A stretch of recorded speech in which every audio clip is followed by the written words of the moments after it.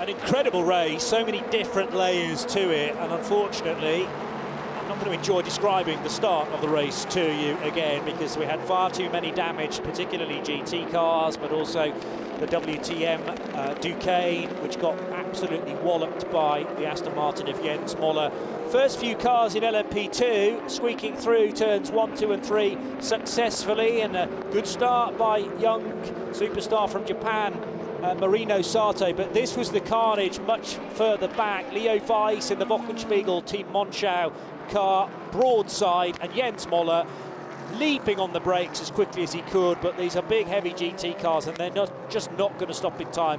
Look at the damage as well for Dragon Speed and Team Virage afterwards. We lost Christian Ried in that incident too, in the 77 Proton Porsche. He would take no further part. Dicing early on in the GTEs began in anger. Great scrapping between Johnny Lawson and Ryan Hardwick. This was a clumsy moment for Laurent Roux, spinning the then leader out, and Roux wasn't even on the lead lap at that point. He was trying to get a lap back on James Allen. That would leave the Australian partially in the gravel and unable to rejoin the race because the rear Goodyears were embedded in the stones. Really good overtake there from Nicolas Lapierre on Mathieu Vaxivière. This was the Charlie Eastwood one we were talking about on the same car. So both of the same cars involved, in fact. It was Richard de Guiras being overtaken by Charlie Eastwood. Ultimate up the curb at Repsol corner would clean out Martin Rump and chuck him into the gravel in the number 93 Porsche that Michael Fassbender did two excellent opening stints in, but sadly for the Estonian, that would be a huge delay.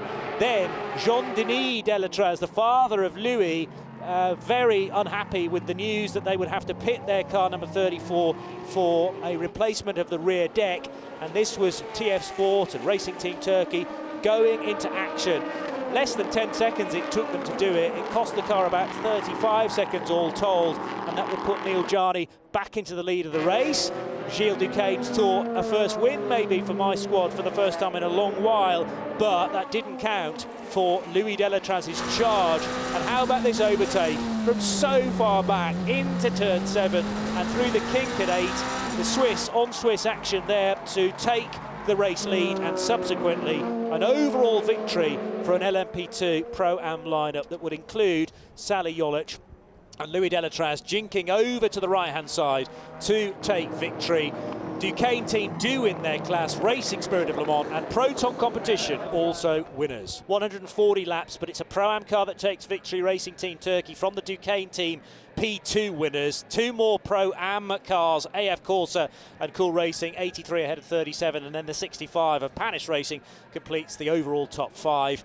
LMP3 is won by Racing Spirit of Le Mans and car number 31 from Cool Racing's 17 P3 entry into Europol competition, making an all Ligier top 3. And in GTE, it's a Porsche win for Proton competition. Alessio Picariello bringing that car home after two really good opening stints from Ryan Hardwick in the 16 sky blue and black coloured car. The Formula Racing crew returning after something like 8 years away. Conrad Lawson completing the race there in car 50. They get second place ahead of the 66 JMW Motorsport crew. So good points haul for JMW and Jim McWhirter's team. They took a first pole in a long time yesterday.